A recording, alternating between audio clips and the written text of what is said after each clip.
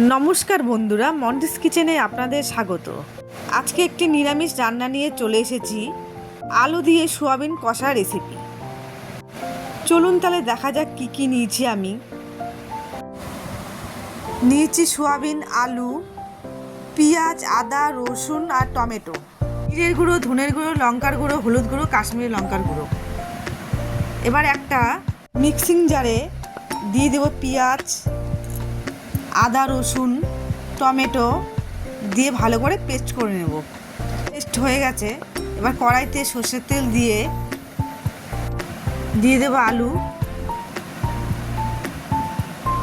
একটু নাড়াচাড়া করে দিয়ে দেবো নুন, হলুদ গুঁড়ো, হালকা লাল লাল করে একটু ভেজে এবার সোয়াবিনগুলো একটুখানি জল থেকে উঠিয়ে নেব। এবার ওই কড়াইয়ের মধ্যে আলু সোয়াবিনটাকে হালকা লাল লাল করে ভেজে নেব।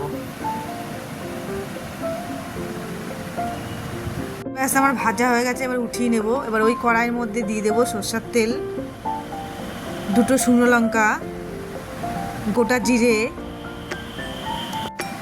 এবার দিয়ে দেবো মশলা পেস্ট।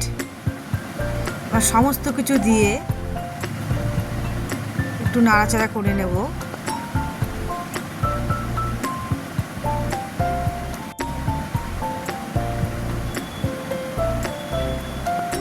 এবার দিয়ে দেবো স্বাদ মতন নুন,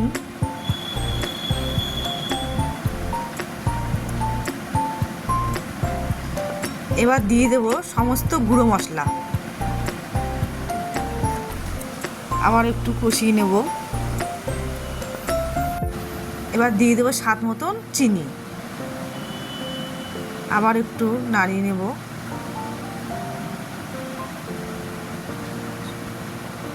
হয়ে গেছে আমার ভাজা। এবার ভেজে রাখা সোয়াবিন আলুগুলো দিয়ে দেব।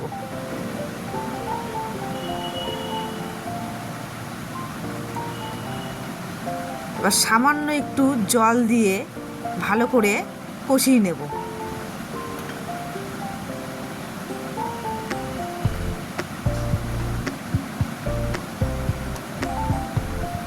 ব্যাস, আমার কষানো হয়ে গেছে। এবার পরিমাণ মতন জল দিয়ে 5 মিনিটের মতন ঢেকে রেখে দেব। 5 মিনিট হয়ে গেছে, দেখুন খুব সুন্দর হয়েছে, সেদ্ধ হয়ে গেছে আলু সোয়াবিন। এবার দিয়ে দেবো হাফ চামচ গরম মশলার গুঁড়ো। এবার একটু নেড়ে চেড়ে ব্যাস হয়ে গেছে আমার সোয়াবিন কষা। যদি রেসিপিটি ভালো লেগে থাকে আপনাদের, অবশ্যই লাইক, কমেন্ট, শেয়ার, চ্যানেলটিকে সাবস্ক্রাইব করে দেবেন।